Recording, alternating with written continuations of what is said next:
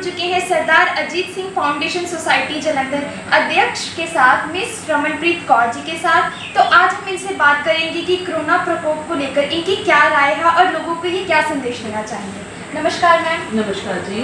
Ma'am, आप जैसे जानते हैं कि कोरोना प्रकोप एक ऐसा है कि मतलब इसका कोई इलाज नहीं है। आप लोगों को इसमें कैसे संदेश देना चाहेंगे कि लोग इससे अवेयर हो सके और अपनी सावधानी वो खुद रख सके। ऐसे है कि जो कोरोना वायरस है वो पिछले कई महीनों से पूरा संसार उसका सामना कर रहा है और कोविड-19 का नाम इसे दिया गया है। और ये जो वायरस है अभी इसका कोई पक्का इलाज या फाइनल दवाई जो है वो नहीं बन पाई है। तो इसलिए बहुत सारी सावधानियां, बहुत सारी प्रिकॉशन जो हैं गवर्नमेंट की तरफ से भी प्रिस्क्राइब की गई हैं और जो बताया गया है, जिसमें सबसे पहले तो ये आता है कि सोशल डिस्टेंसिंग बनाई जाए।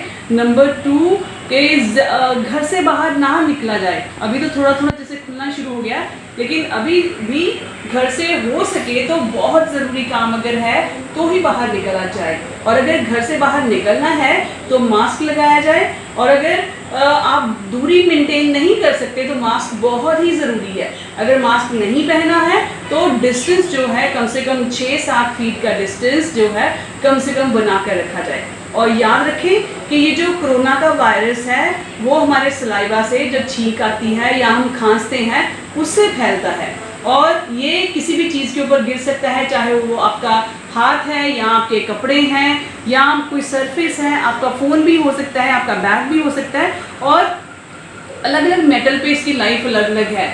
इसका मतलब है कि जब किसी को कोरोना वायरस था, जो कोरोना वायरस से पीड़ित था और अगर उसने खांसा, जहाँ उसने छींक लगाई तो उसके मुंह से सलाइवा कुछ थूक जिसे बोलते हैं वो निकला और जिस चीज़ पे गिरा है तो वायरस वहाँ पे गया।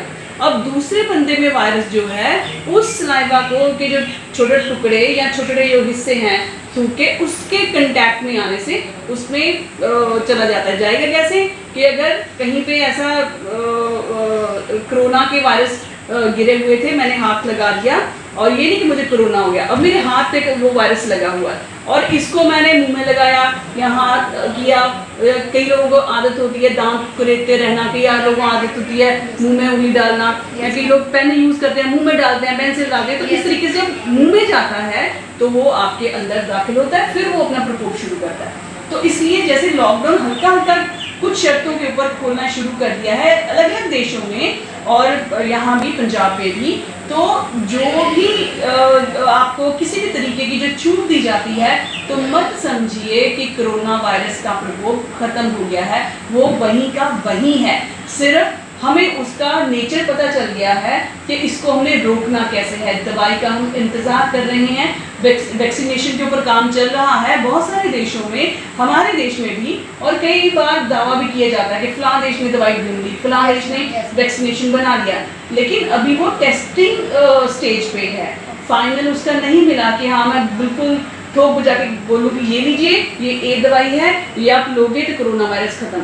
तो वो टेस्टिंग पीरियड चल रहा है, तो अभी फाइनल नहीं है। तो जिम्मेदार नागरिक होने के नाते हमारी यही रिस्पॉन्सिबिलिटी बनती है कि सबसे पहले अगर लॉकडाउन में छूट मिल रही है तो समझदारी से उसका इस्तेमाल करें और सोशल डिस्टेंसिंग बना के रखें, मास्क पहने और बार बार हाथ धोएं। और अगर बाहर जाना है तो बहुत ज़रूरी काम के लिए जाया जाए और अगर काम की जगह पे जाते हो, काम का शुरू हो गया है तो वहाँ भी कोशिश की जाए कि हर पब्लिक जगह पे हाथ लगाने की ज़रूरत नहीं है। जैसे हमें आदत होती है जा रहे हैं दीवार पे हाथ लगा लिया, कुर्सी बढ़िया उस पर हाथ लगा के चले गए। कोशिश करें कि हम अवेयर रहें कि मैंने आलतू फालतू चीज़ों का हाथ नहीं लगाना है। तो ये आज के टाइम में ये मत समझा जाए कि कोरोना ख़त्म हो गया अगर हमें छूट मिल गई है। कोरोना वायरस का प्रकोप वैसे का तैसा ही है। अगर कहीं पे नतीजे अच्छे आ रहे हैं कि कोरोना के मरीज नहीं मिल रहे तो उसका सिर्फ एक ही कारण है कि वहाँ पे प्रिकॉशंस ली जा रही है। पर ये नहीं है कि यहाँ पे कोरोना कमज़ोर है, यहाँ पे ताकतवर है, यहाँ पे कोरोना का प्रकोप हर जगह पे एक जैसा है। जहाँ पे कम है इट मीन्स वहाँ के लोगों ने रिस्पॉन्सिबिलिटी दिखाई है, इन चीज़ों को माना है जो गवर्नमेंट ने, प्रशासन ने हिदायतें की हैं, दिशा निर्देश दिए हैं, जो भी ऊपर से इंस्ट्रक्शंस आई हैं उनको फॉलो किया और इंस्ट्रक्शंस को नज़रअंदाज ना किया जाए, कोरोना को मजाक में ना लिया जाए, हल्के में ना लिया जाए। अगर आप अपने घर परिवार को, अपने बाल बच्चों को, माँ बाप को, बहन भाइयों को प्यार करते हैं।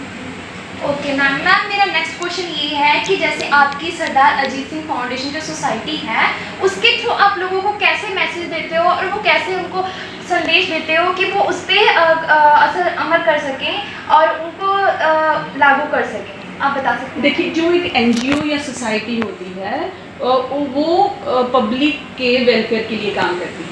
कोई और हर किसी का एक अपना मोटिव होता है, एक निशाना लेके चलता है। कोई कहता है कि मैं भूखों को खाना खिलाऊंगा, लंगर लगाऊंगा। कोई बोलता है कि मैंने ब्लड डोनेशन करना है। ऐसी कोई वो तो नहीं बनी हुई, बाउंड्री तो बनी नहीं हुई, लेकिन हर बंदा अपनी नेचर और अपने दायरे के हिसाब से तय करता है।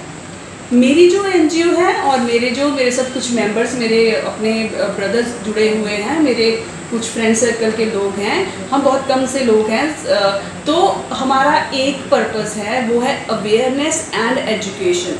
अवेयरनेस ओवरऑल सारी पब्लिक की, किसी भी विषय के ऊपर, चाहे वो यूथ है, चाहे विमेन है, चाहे बच्चे हैं, सबके लिए। और प्रशासन और डिस्ट्रिक्ट एडमिनिस्ट्रेशन के साथ हम लोग मिलके टाइम टू टाइम जो भी सिचुएशन बनती है उसके हिसाब से अवेयरनेस करते हैं। कॉरपोरेशन जलंधर के साथ मिलकर हमारे माननीय जो कमिश्नर साहब हैं दीपरवा लाकड़ा जी, हमारे जो एडिशनल कमिश्नर हैं मैडम बबीता कलेर जी, और हमारे जो जॉइंट कमिश्नर हैं Harcharan Singh ji, time to time इनकी गाइडलाइंस के हिसाब से हमने काफ़ी सारी एक्टिविटीज़ की।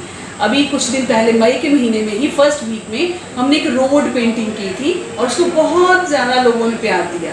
तो वो जलंधर में फर्स्ट इनिशिएटिव था। उससे पहले रोड पे पेंटिंग करके मैसेज नहीं दिया गया था। उसमें हमने टॉपिक लिया था कि घरां चों बाहर ना आओ और तुसी कोरोना नूं हराओ और स्टे होम स्टे सेफ। उसमें हमने एक घर बना के उसमें फैमिली बनाई थी और बहुत कलरफुल थी और लोगों ने, मुझे नहीं लगता कि प्रेस ने बहुत प्यार दिया, मीडिया में बहुत, मतलब हर मैं किसी का तहे दिल से शुक्रिया अदा करना चाहूँगी कि वो टाइम निकाल कर आए। और कई तो हमारे पत्रकार भाई ऐसे थे जिन्होंने वेट किया क्योंकि वो बन रही थी। तो जब हमने सुबह बनानी शुरू की तो वो सोच रहे थे कि अच्छा कब तक ख़त्म हो जाएगी। हमने, क्योंकि हम भी पहली बार ही कर रहे थे, हमने बोला कि घंटा डेढ़ घंटा, वो घंटे डेढ़ घंटे बाद फिर आ गए, लेकिन अभी भी फाइनल टचेस चल रहे थे। फिर पूछा मैंने कि घंटा लग जाएगा, लेकिन गर्मी इतनी थी हम लोग उतनी देर खड़े नहीं हो पाए। कुछ हमने 10-15 मिनट की ब्रेक ली वहीं पे, वहाँ पे एक वृक्ष बना हुआ था, तो वो फिर आए। तो बहुत सारे लोग तो बार बार आके जब आ रहे थे तो मुझे लगा कि जब आप कुछ अच्छा काम करते हो तो लोग आते हैं। और उन्होंने कोई माइंड नहीं किया हम बार बार आ रहे हैं, खत्म करो जी, जल्दी करो जी, हमने फ़ोटो लेनी है, एंड दे वर हैप्पी। और उससे हमें भी बहुत अच्छा लगा क्योंकि ये हमारा अपना इनिशिएटिव था।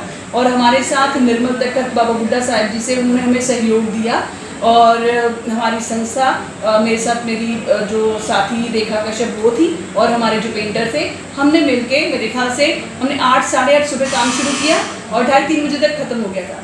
और फ्री हुए हम 5 साढ़े 5 बजे, क्योंकि इतनी सारे प्रेस के सारे हमारे भाई बंधु आए हुए थे। हर किसी ने इंटरव्यू ली, हर किसी ने उस फोटो को जगह दी। और इसके लिए मैं पूरी जलंधर की जो प्रेस है, जितने भी प्रोफेशनल्स हैं, उनका सबका तहे दिल से शुक्रिया अदा करती हूँ। और इससे पहले हमने एक एक्टिविटी की थी, वो कोरोना के साथ नहीं थी, वो स्वच्छता के साथ थी। 3rd जेंडर की हमने टीम बनाई है कॉरपोरेशन के अंडर ही, मैडम बबीता कलेर जी की गाइडलाइंस और कमिश्नर साहब की गाइडलाइंस के अंडर। और उसके थ्रू हमने अवेयरनेस की थी कि लोग प्लास्टिक यूज़ ना करें, कॉटन के बैग्स यूज़ करें, और सिंगल यूज़ प्लास्टिक जो है बिल्कुल बंद कर दिया जाए। तो उसकी हमें बहुत एप्रिसिएशन मिली, लोगों ने बहुत सराहा। और जो हमारी टीम के मेंबर्स हैं, जिसमें नैना हैं, पूजा हैं, पायल हैं, पम्मी दीदी हैं, ये सारे, और हमारे एक मास्टर जी भी हैं, तो इन सब ने, एवरीबडी इन्जॉयड। क्योंकि मुझे कई बार उनको बुलाते हुए लगता था कि भाई हमारी लाइफ कुछ और है, उनका एक अपना रूटीन है। तो मैंने उनको जब कभी बुलाना तो मैंने झिझक जाना कि आ सकते हो आप? कहते हाँ हाँ आएंगे, और वो खुशी से आते थे। तो उसकी 26 जनवरी को जो डिस्ट्रिक्ट लेवल का फंक्शन होता है गणतंत्र दिवस, उसमें उसकी टैब्लू बनी थी, झांकी बनी थी, और हमें फर्स्ट प्राइज़ मिला था। और कॉर्पोरेशन ने बहुत सालों के बाद इसमें पार्टिसिपेट किया था। और शायद मेरे ख्याल से जहाँ तक मुझे पता है शायद अभी प्राइज़ कभी नहीं आया, और ये फर्स्ट प्राइज़, अब वो हमारे लिए एक सरप्राइज़ भी था और एक ऑनर भी था। Thank you ma'am.